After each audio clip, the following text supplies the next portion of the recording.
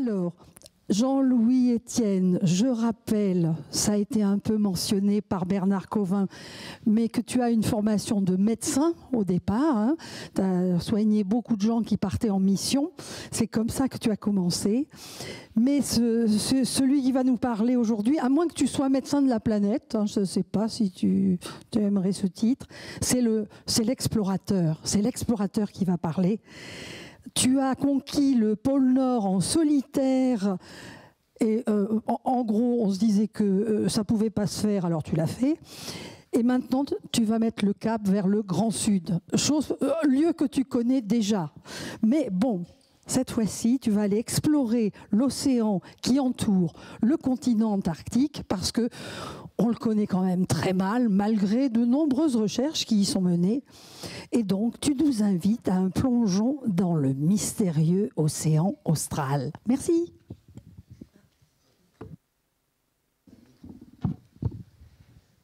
Bien, bonsoir. Donc, juste une parenthèse, je dis que je suis médecin, c'est vrai, mais je voudrais juste signaler une part de mon parcours.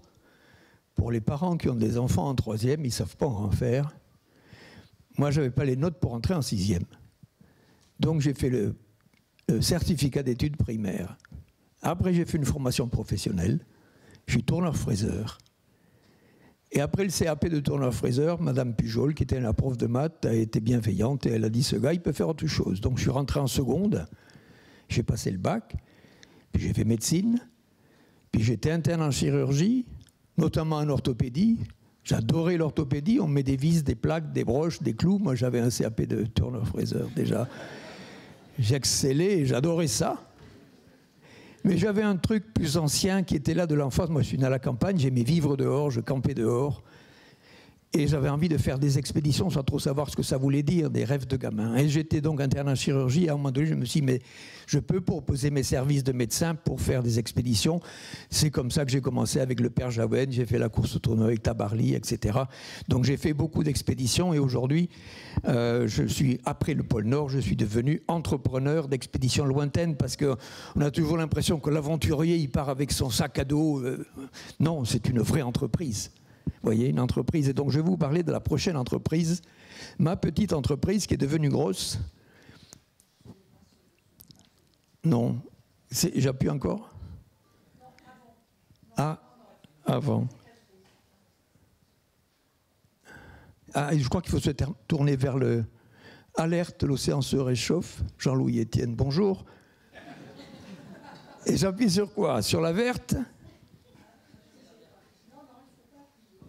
Ah, il ne faut pas appuyer?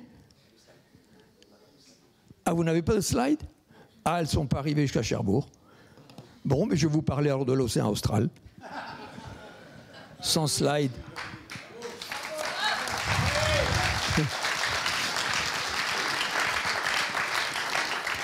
Je tiens à dire que ça ne vient pas de l'organisation, c'est moi qui suis étourdi. Ah oui, oui, oui, c'est moi qui suis étourdi, pardon. Donc l'océan austral, c'est l'océan qui entoure l'Antarctique. L'océan Arctique, au pôle Nord. Au nord, c'est un océan arctique entouré de terre. Au sud, c'est un continent, l'Antarctique, entouré d'un océan qui s'appelle l'océan austral. Austral, l'Australie, l'hémisphère boréal, l'hémisphère austral. Donc cet immense océan qui fait le tour de l'Antarctique, qui fait 22 000 km de circonférence, et il nous est révélé tous les 4 ans par les coureurs du Vendée Globe qui font le tour du monde en passant par l'océan austral, les fameux 40e, 50e. C'est un océan qui est loin, qui est difficile d'accès, qui est assez peu étudié, essentiellement l'été. Les Français connaissent bien avec le Marion Dufresne, ils étudient depuis la Réunion jusqu'à Kerguelen, donc il y a des chercheurs qui travaillent sur cet océan, mais ça se fait essentiellement l'été. Donc toutes les publications sur l'océan austral se terminent par la même phrase: on a besoin de mesures in situ de longue durée. On a besoin de s'installer sur cet océan pour faire des mesures de longue durée. Donc l'équation c'était quel type de vaisseau pour séjourner sur cet océan de tempête toute l'année dans des bonnes conditions de sécurité et de confort. Et donc avec Ship ST, c'est une ingénierie navale de Lorient, Laurent Mermier. Donc d'abord j'avais inventé une immense bouée de 100 mètres de diamètre, une chambre à air. Je pensais que Michelin allait la financer. Donc, une énorme chambre à air de 100 mètres de diamètre. L'idée, c'est qu'il faut échapper au mouvement des vagues. Donc, si vous avez une bouée qui fait 100 mètres de diamètre, elle est à cheval sur 3 systèmes de vagues. Donc, elle est beaucoup moins sollicitée, beaucoup plus stable. Et j'avais mis à l'intérieur un tube de 10 mètres de diamètre, 50 mètres de hauteur, qui était au banné, en haut et en bas. Donc, Laurent Mermier me dit, ça va finir par s'arracher, mais on va garder le tube. Et on a fait donc ce tube qui fait 100 mètres de haut, qui fait 1000 tonnes. L'idée étant d'avoir un flotteur vertical qui est pris dans des eaux profondes stables. Pour être confortable, il faut échapper à la surface. Tous les bateaux sont posés sur la surface.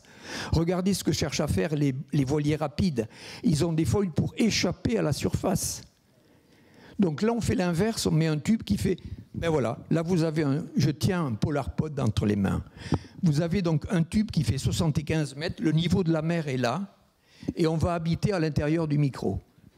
Donc il y a une nacelle qui est montée sur un flotteur, un treillis, qui fait 75. Vous avez compris, on est pris dans des eaux profondes, stables, et à la surface, on a un treillis, c'est-à-dire 3 tubes, et la mer nous passe à travers. On n'est pas percuté. Alors pourquoi? Donc on va faire construire. C'est la construction, ça y est, maintenant les chantiers sont désignés. L'État finance la construction, donc il y a appel d'offres. C'est le chantier Piriou de Concarneau qui a remporté l'appel d'offres. La nacelle va être construite à Brest. Le treillis va être construit en Afrique du Sud par une filiale de Trocé Métal qui est un chantier basque. Pourquoi? Parce que ça pèse 750 tonnes, il vaut mieux le faire construire là-bas étant donné qu'on n'aura pas à le transporter. Donc, pourquoi est-ce qu'on y va? L'attente, on l'a évoqué et c'est tout à fait d'actualité. Cet océan fait 22 000 km de circonférence, c'est absolument géant. C'est le principal puits de carbone océanique de la planète. Il absorbe à lui seul la moitié du gaz carbonique absorbé par l'ensemble de l'océan. Tu vois, je dis l'ensemble de l'océan. Ça te satisfait, ça? C'est une nuance. Par l'ensemble de l'océan. Pourquoi c'est le principal puits de carbone océanique? Parce que c'est un océan agité. Il y a des vagues énormes. Donc les vagues, si vous voulez, elles emprisonnent de l'air. Et en même temps, le CO2 se dissout beaucoup plus dans les eaux froides que dans les eaux tempérées. Donc à lui seul, cet océan absorberait, au conditionnel, la moitié du gaz carbonique absorbé par l'océan mondial. Donc c'est ça que l'on va mesurer. On va mesurer les échanges atmosphère-océan avec cet appareil qui est très stable. Pour mesurer l'échange atmosphère-océan avec précision, ce bateau vertical est extrêmement stable. Et deuxièmement, ce bateau n'a ni moteur, ni groupe électrogène. Le moteur principal, c'est le courant circumpolaire. Il y a un courant circumpolaire qui fait tout le tour et qui est poussé par les fameux 40e, 50e hurlants. Ce sont des vents d'ouest permanents qui poussent et qui créent ce courant. Nous allons nous installer dans ce courant et le courant va nous entraîner. Deuxièmement, c'est une zone avec beaucoup de vent. On a 6 éoliennes. Donc on est autonome en électricité et le moteur, c'est le vent. Pas de groupe électrogène en fonction. On a un secours en fonction. Pas de moteur de propulsion. Il est silencieux. Et donc on va mettre des hydrophones, des micros sous l'eau. Et par acoustique, on va faire un inventaire de la faune. Ça c'est un éléphant de mer à 600 mètres de profondeur. On va écouter la mer. Et par acoustique, on va faire un inventaire de la faune. L'avantage de cette expédition, on va s'y installer pendant 3 ans. Pendant 3 ans, on va faire 2 tours du monde par le courant circumpolaire. Il y a 8 personnes à bord, 3 marins, 4 ingénieurs océanaux. On est un peu comme la station spatiale. C'est-à-dire, il y a 4 ingénieurs, on est un arbre Nobel de capteurs. Il y a aujourd'hui 43 institutions de 12 pays qui participent. C'est un arbre Nobel de capteurs, dont ces ingénieurs océanaux qui vont faire tourner tout ça. Puis il y a des marins qui vont essayer de piloter ce bateau qui n'a pas de moteur, de safran ni rien, être entraîné par le courant circumpolaire. Donc, 3 ans de mission. Personne ne va rester 3 ans. Tous les 2 mois, il y aura une relève d'équipage en mer avec un bateau qui s'appelle Persévérance. Ça fait 12 ans que je travaille sur ce projet. Ce bateau ravitailleur s'appelle Persévérance. Il est en construction aujourd'hui. C'est aussi Périou qui le construit. Et tous les 2 mois, ce bateau va venir sur le Polarpod pour relever l'équipage et amener le matériel qu'il faut. Voilà, le départ est prévu en octobre 2024. Expédition Polar Pod. Voilà.